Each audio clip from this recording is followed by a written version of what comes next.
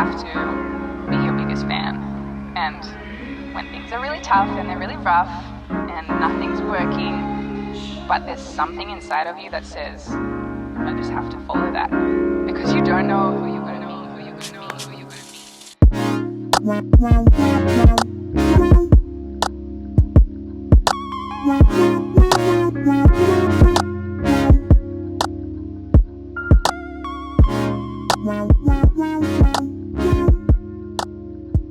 Hello and welcome to this month's monthly reset video. I'm so glad you're here. I'm so excited to do this together. Obviously, this is a bit of a big one because we're moving from December to January 2022 to 2023, but I'm not going to make a big deal out of it. Honestly, everyone's over resolutions. People still say, I don't really do resolutions like it's a novel thing, but honestly, no one does resolutions anymore. And I think it's just because it doesn't work. Well, I know it's because they don't work. Having one resolution, 5 revolutions for 12 months just does not work. So for 2023, I'm relying on 2 systems I've created. One, the monthly resets. They're so good, and I'm going to dive into why I think they're so important in just a second. But then also my Reinvent Yourself in 12 Weeks challenge. I have seen so much growth and results in myself over doing this for just 4 weeks. And I have created a program that allows you to participate in it as well. I'm just going to put, this video is not an ad for it, so I'm just going to put a link to all of the information below. But monthly resets and Reinvent Yourself in 12-week challenges is how we are going to dominate 2023. Let's talk about why I believe so much in doing these monthly resets. I'm going to give you a little analogy. Imagine for a moment that you are running in a race and it's on a track that has a finish line. I don't know why you would be running. I certainly wouldn't be doing it, but the analogy works. Okay, so you're running. You've done all the laps. You're approaching the finish line for the last time. You're about to finish this race, but then you look at your watch and you realize you haven't beat your best time yet. You haven't hit your goal. And so you think, well, what's the point of finishing now? What's the point of crossing the finish line when I already know I'm not going to achieve what I hoped I would achieve? What is the point? And so you see the finish line in front of you, but instead of following the track and crossing that finish line, you just step off the track. You just step off to the side and wander away. And maybe eventually you'll find another track when you have the ability, or you feel the opportunity, the perfect circumstance to maybe hit your goal on that other track. So you've been running, you see the finish line and you're just kind of like, no, and you divert. You just walk off the track that you're on and you aimlessly go find the next track to run, because then maybe you will hit your goal, achieve what you hope to achieve on that track. Case scenario number 2. You're running around on a track. You've done all your laps and you are about to cross the finish line for the last time. You're about to finish your race, what you set out to do. You look at your watch and you realize, I'm probably not going to hit my time goal. I'm probably not going to beat my best time. I'm not going to cross the finish line as quickly as I thought I would. But then you think, it's right there. Like, it's right there, and I've worked so hard. So I'm not necessarily going to push harder. I'm not necessarily going to do more. I'm just going to allow the momentum that I've built up running around this track, so giving it my all for the 90% that I finished. I'm going to allow that momentum to carry me through, and I'm just going to let it carry me across the finish line. I am going to see this through.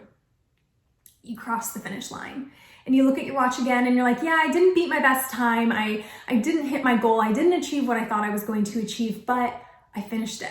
And I see that I was only a couple minutes off. And with some changes and with some focus and with some training, I know that next time, the next track I get on, I'm definitely going to hit that goal. I'm definitely going to beat it, or I'm definitely going to get that much closer. You feel this not only physical adrenaline because you worked so hard and your body has accomplished something absolutely amazing, but you feel this emotional adrenaline as well. You feel this momentum, you feel this kinetic energy just moving around inside of you, just buzzing, because you finished it. You didn't finish it how you thought you would, but you saw it through and you did it. You take a breath, you celebrate yourself, and then you start on your next track and you feel good. And that kinetic energy, that momentum, that like muscle memory now that you have makes running your new track so much easier.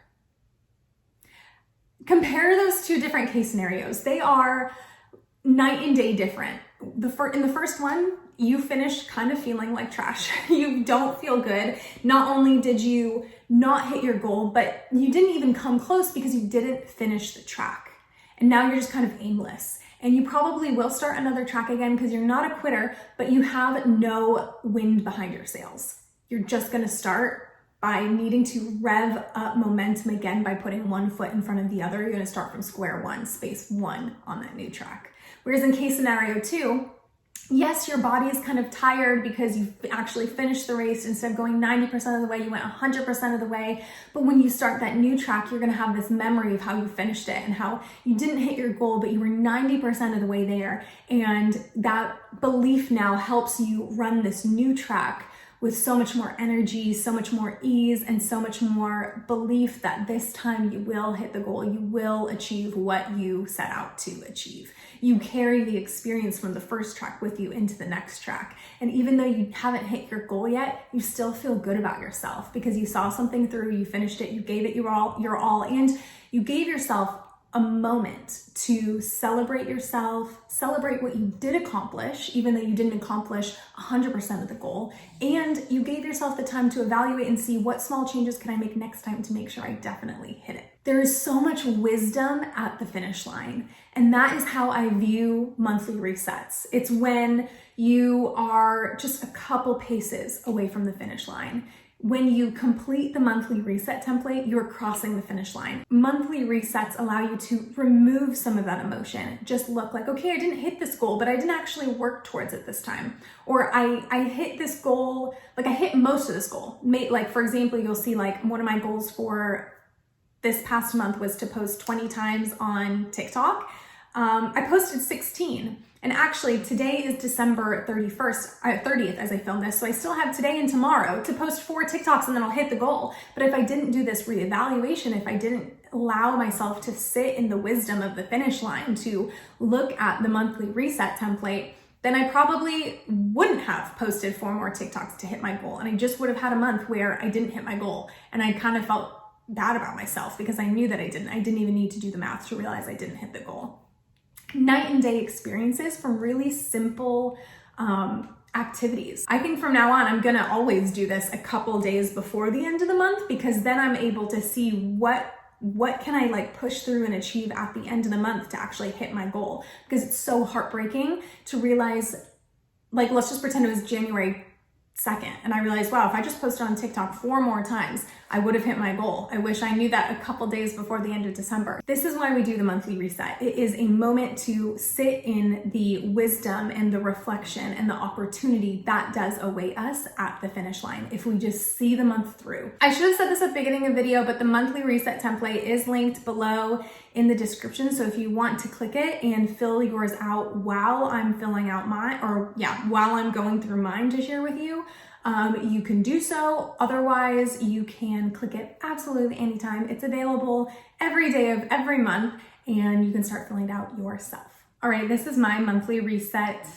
template filled out for January. I have just some glossary terms for me and my company because a lot of things like dreams, goals, action steps, I just want you to be like, really know what I'm talking about. And I have little examples for each one so you kind of know how to fill out this template according to the instructions. And I have a little playlist here because we always want to set the vibe. You know, this is definitely my vibe. I'm sorry if it's not yours, but I definitely recommend, you know, lighting a candle, turning on some music, getting cozy, getting your favorite drink, whether it's wine, coffee, matcha, whatever, and making this a moment, like making this a date with yourself and make it really fun because why not?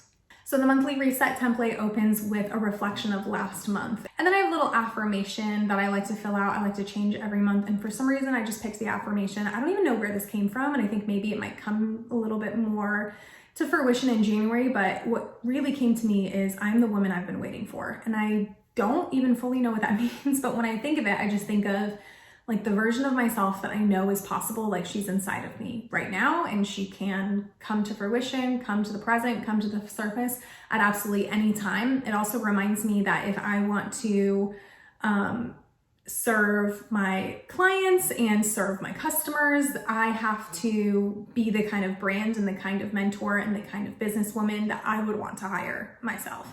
So I don't know, take it or leave it, but that is the affirmation that really, I was thinking about like, what affirmation do I put here? I didn't have anything ahead of time, and that just really came to me. And I wonder if we're going to unpack that more this month together. We'll see.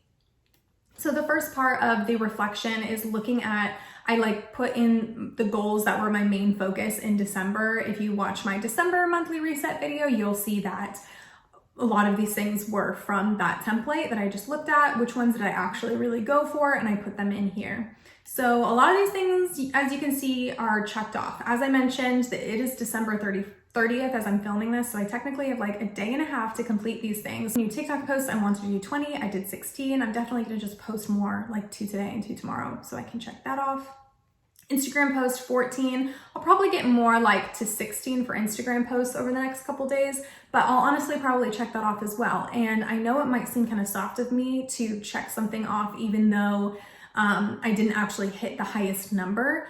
The whole point is that no, I'm gonna hit like 16 out of 20 new posts, but I really made an effort and I was really, really close. And I think it's so easy for us to feel like if we don't hit 100% of our goal, then it's a wash and like we're failures. When in reality, like if you made it 90% of the way there, that is a huge win, and you're only gonna get further the next month. We're just so hard on ourselves. I'm giving myself more grace, and I'm not like making everything so black and white. Like if you hit a majority of your goal, check it off, celebrate yourself, do whatever feels right to you. But it feels right to me to honor the amount of a goal that I did accomplish instead of just like throwing the baby out with the bathwater, which is such a weird expression. But you'll see that I did complete a lot of things, which is exciting. Launching a new website, I did that. I haven't told anyone yet though, because there are a few more kinks that I need to iron out. I like made it live last night because of this monthly reset. I was like, wait, launching the website was on my monthly reset, and it was on my Reinvent Yourself in 12 weeks goal for December. So I was like, I need to get it done. So yesterday on the 29th, I stayed up till like, I don't know, midnight, 1 a.m. or something, and finished it. It's not perfect. There are a lot of kinks that I need to work out that I hope people don't find before I fix them, but I did do it. Outline a strategic Elizabeth Heischken's co-product suite. I did that. I'm really excited about the structure in my business for 2023. I am smelling the revenue. Launch monthly reset videos and template. I did that with last month's video, which came out on like December 2nd or 3rd. Launch the Reinvent Yourself in 12 Weeks challenge. I did that. I'm so excited. And there's so many women who have already purchased the Reinvent Yourself in 12 Weeks template and who have joined the Reinvent Yourself in 12 Weeks accountability group. I'm so excited. I am feeling the energy and momentum of women literally becoming the dream versions of themselves in the first 3 months of the year, not in 2023, by March of 2023. I'm pumped. And then there is a year-long business mentorship program that I've been really like all month, last month, really thinking, and kind of in November as well, thinking about joining. I kind of feel like I've been following these 2 business mentors, and one of them I've purchased some like courses from, but she doesn't have a container that is like year long that I can honestly afford. But this other business mentor who I've been really enjoying following, and I think we align in a lot of ways, she does have something that fits my price point and is like the long-term support that I'm looking for. So I'm going to enroll in that. I actually messaged her. I was like, I'm thinking about joining your program. Do you think I would be a good fit?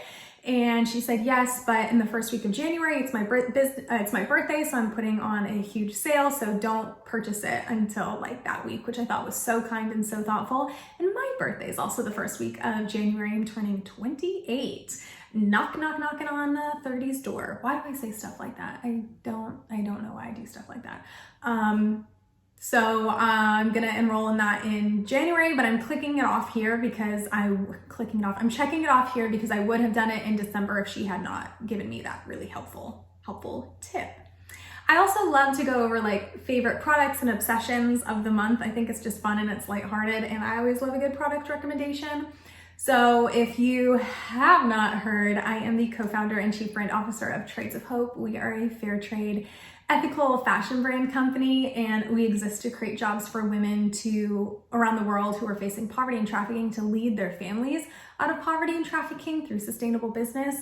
And I really shouldn't be doing this because I'm going to post this video, I think, before the new collection is live, but I have here in front of me let me back up a little bit. In 2023, every single month, we are going to release a new chapter to our lookbook. And I have the January collection right here in my hands. I think I'm just gonna show it to you. And those of you who are smart enough to subscribe to my channel will see it before it's live.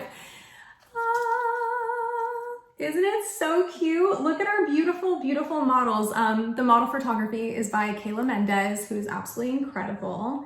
And look at beautiful Ariel is wearing my favorite earrings and my favorite necklace. This necklace is not live yet, but you'll see on my Fave products and obsessions of this month, it is the gold croissant hoops. These did launch on the 15th of December. We like to release one product from next month's collection a month early, and that was the croissant hoops this month. But look at how beautiful. Are you kidding? I made this myself, so I'm very, very excited about it. As the chief brand officer, I oversee like the creative production of everything, because basically a chief brand officer oversees like the brand experience. And so that includes like creative communications, brand positioning, etc. So I picked out these models with Kayla Mendez, and they are absolutely stunning. I styled the shoot, which I think turned out really beautiful. I love the purple and green. I love all the products. I've been using this handbag for like a sample of this handbag for a really long time. It's amazing. So I will link our new collection below, and I hope you check it out. Every purchase helps women who are leading their families out of poverty and trafficking. So not only do you receive something beautiful, but you also make a huge impact in the lives of women around the world. Back to my fave products list. The next one is the Trace Folk Raven belt bag. It's just a black belt bag, leather belt bag. It's the best one I've seen on the market, honestly. And then I love this French Girl lip tint, and I use the color Amber Rose, and it is so good. It's a lip balm, but it's very heavily tinted. Like, I'm not wearing it right now, but it gives you color like this. And even like lip oils and stuff like that really dry out my lips, but this doesn't at all. So I love it. I really, really recommend it. And the whole thing is just kind of like effortless beauty because it's a French girl thing. Highly recommend. It's really cute. I'll link all of these things below. The next one literally makes me emotional. It's the Lake and Sky Canyon Rose Eau de Parfum. It is so good. It is so good. I don't know. It's just like everything that I want to smell like. So highly recommend. Next one is the Summer Fridays Lip Butter Balm in Vanilla Beige. That is what I'm wearing right now. Well, I put on lip liner and then I put the lip butter over it. It's worth the hype. It is 100% worth the hype. And then my last obsession for the month was the 12-week year book, which inspired the Reinvent Yourself in 12 Weeks challenge. I will say I read the book and it was very inspiring and motivating, but there were a lot of holes in their system. Like, they kind of created a template. It was a one-page like chart. It was not good at all. And I was like, I see 100 ways I can make this better. And he wrote a really great book.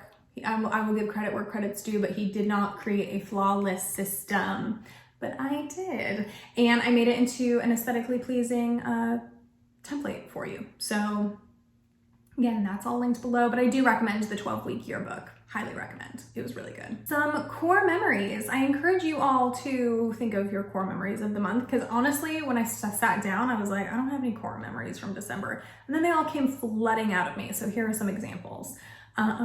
Filming my Quince brand partnership with Tom in front of Big Ben. That was so fun. Just getting the Quince partnership was a huge deal for me because, as you know, I don't like shopping fast fashion. I try to avoid it at all costs. And so to work with a more ethical fashion brands like Quince was a huge deal for me. They have affordable luxury items like cashmere, but the most affordable cashmere I've ever found. Silk, leather, like everything. And their pieces are like very on trend, but also staple pieces that I will wear, you will wear for years to come. It's particularly like Quince's cashmere.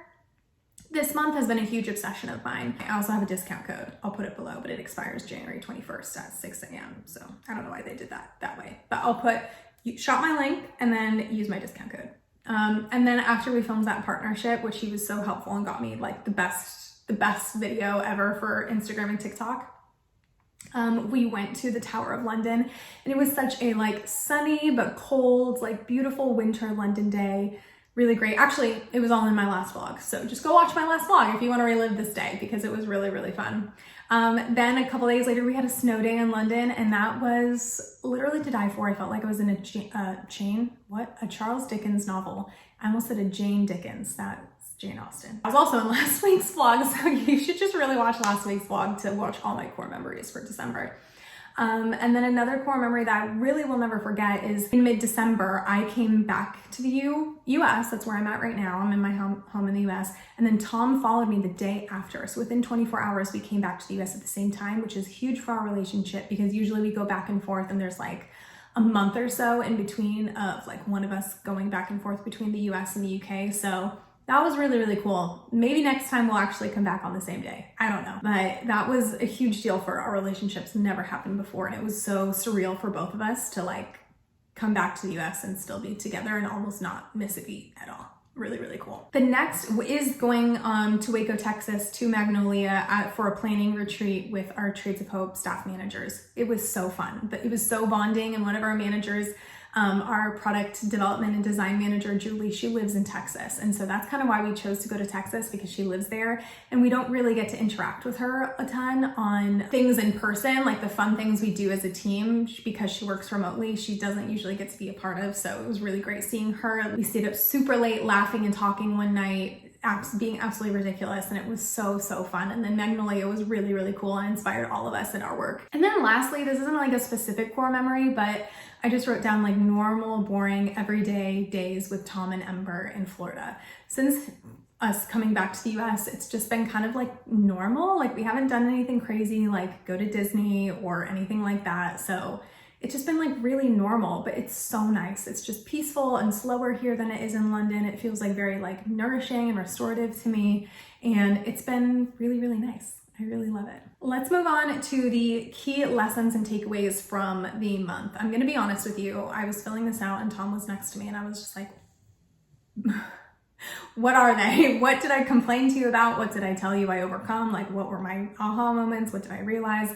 And he pointed out, he was like, well, do you remember that day where you were like complaining about how you were a failure and you weren't happy with everything that you accomplished and you just kept on calling yourself a failure over and over again? And then literally 2 days later, you said, I just had the most amazing call with a client and it was so good and I love my business and blah, blah, blah, blah. He just said, you need to remember that there are days that you're down and you'll come back up again. Like, it's not definitive of you as a person when you feel that way.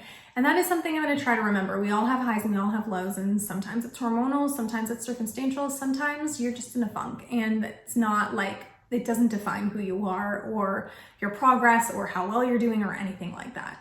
You never know what's going to perform well on social media, so just post it. Like, whatever it is, just post it. Just do it, because I guarantee you the video that you put the least amount of effort in is going to be the one that goes viral.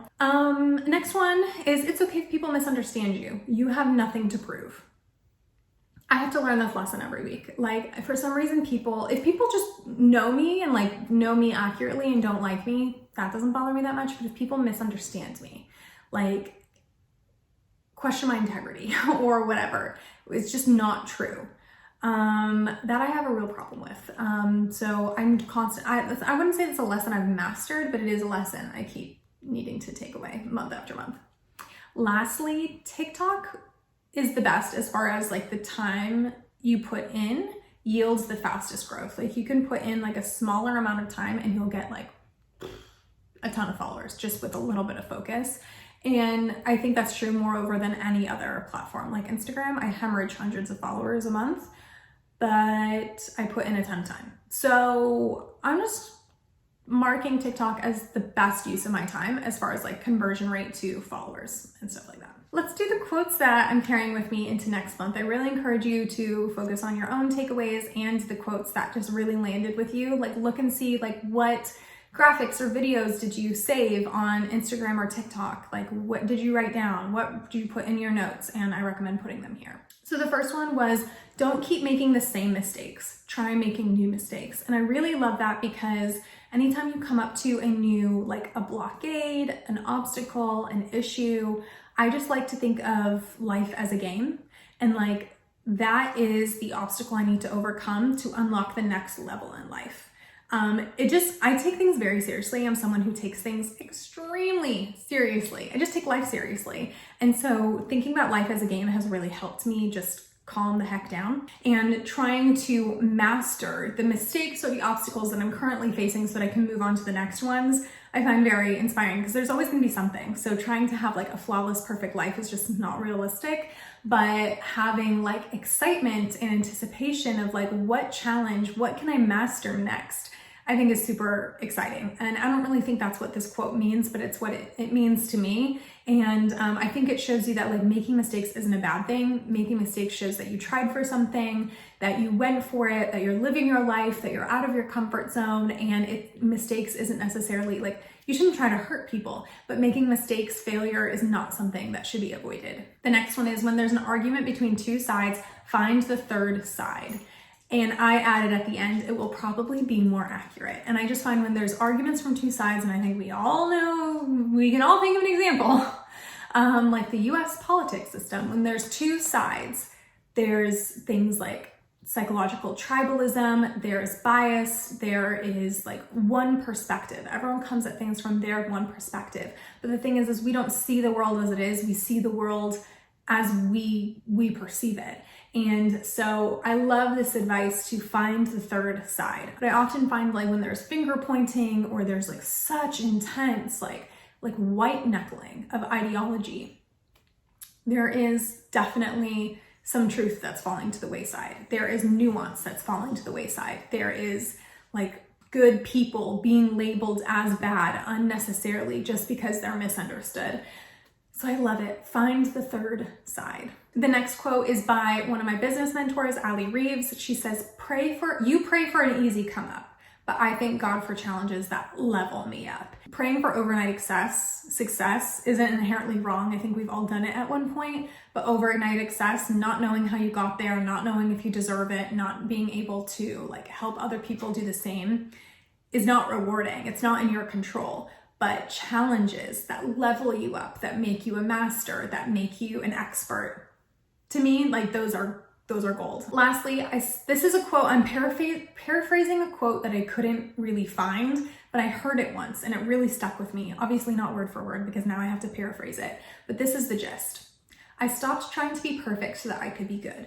And then I stopped trying to be good so that I could be free.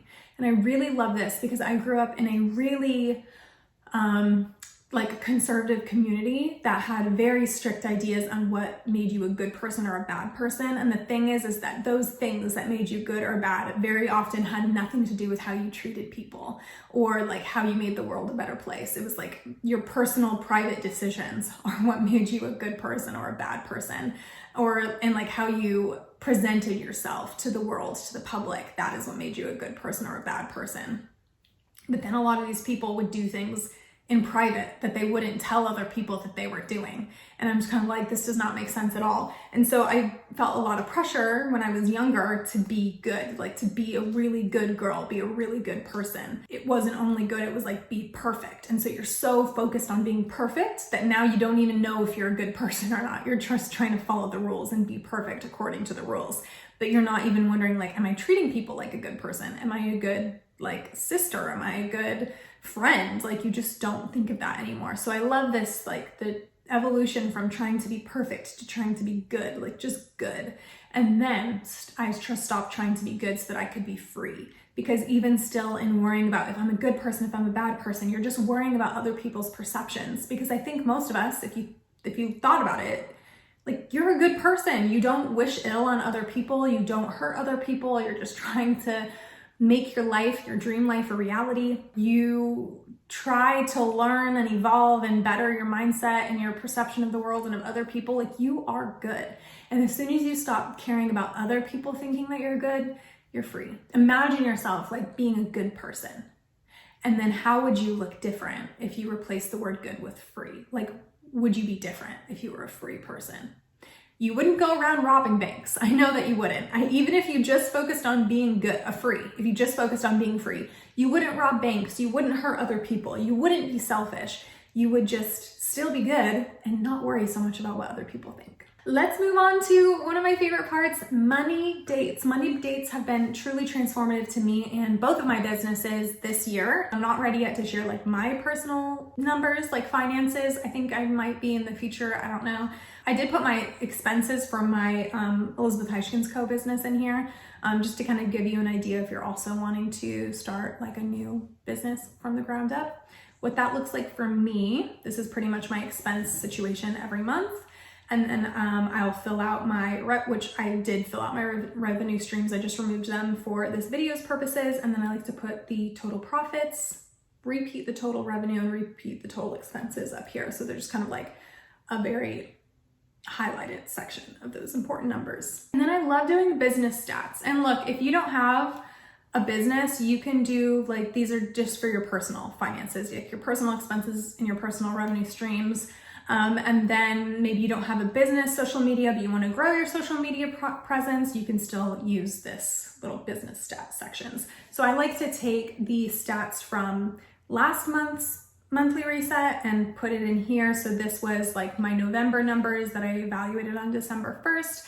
And then these are the numbers that I evaluated. Technically today's December 30th. So I have some room to grow in these. Like I said, I'm going to get these to 20 and I'm going to have 5 new YouTube videos out because this one will be the 5th. So that's very exciting to me. My goal was 4. So this was a huge deal. And then I like to put my goals for the upcoming month, number of new posts, and total revenue that I'm working towards. Why do I focus so much on new posts? Because it's within your control. You can say, oh, I want my following to be X by the end of the month, but that's not within your control. You can't convince people to follow you. And so you have to ask like, what action is within my control that would lead to that result? And it's posting, it's engaging. That's why I track so religiously, like the number of new posts that I made. I like to turn things green when they've gone up. I don't like to turn things red when they go down. Personal decision, don't want to do it. Now let's move on to evaluating the upcoming month and setting goals for the new month. All right, so I like to brain dump my goals into these little categories. I've X'd out some personal things, private, like secret projects that are being worked on. Like under financial, there's an X amount of money I want to put into savings each week. Putting a percentage of my paycheck away doesn't always work for me, but putting away like a certain amount each week does work for me because I can see, okay, I'm not going to spend that money this week, so I can put it into savings. That was a part of my Reinvent Yourself in 12 Weeks challenge for myself last month, and it worked. I did it, and I've never saved so much in 1 month. I have a financial goal for my Elizabeth Heischkins Co. company and Trades of Hope. I want to launch my irresistible income generating brand template. I already offer consultation calls, but I want to launch the template that people who maybe are not in a position to purchase my consultation call, they can purchase the template and do it like in a self-guided way. I want to launch another non-entrepreneur call. A couple months ago, I did this. I just offered like 3 goal setting calls for people who are not entrepreneurs yet, and they loved it. I think a lot of people think that my offers or my programs are only for entrepreneurs, and that's not the case for most of them. So I like to specifically speak to the women who are not entrepreneurs but are wanting some support in helping them reach their goals. I want to write a script for a new course that I'm working on. Join that mentorship program that I told you about. I want to make a trailer video this month for Elizabeth Heischkins Co. I've never like officially launched the business. It really organically started in 2020. I was having a lot of women message me saying, can I just pick your brain? And I'm just kind of like, oh, I can't let all of these people just pick my brain. So I created a little funnel. I charged $60 an hour at that point. And it was so cool. I just had tons of women that I didn't know booking me for like calls, mentor calls to mentor them in whatever they're working towards. A lot of them wanted to start like ethical fashion brands or work in the ethical fashion space. A lot of them wanted help getting into like college and had me read their admissions essay and stuff like that. It was really cool. Like I want to like officially launch the business now that it's 2023, even though I've had like over 700 customers and clients. So it's definitely been launched, but I want to do like a cool, like this is what it is and make it really powerful and badassy and stuff like that. Social media goals. I want it to bring Reinvent Yourself in 12 weeks to YouTube. So I'm going to do that this month. I want to do 1 coaching type video in addition to that on YouTube. I think I know what I'm going to talk about.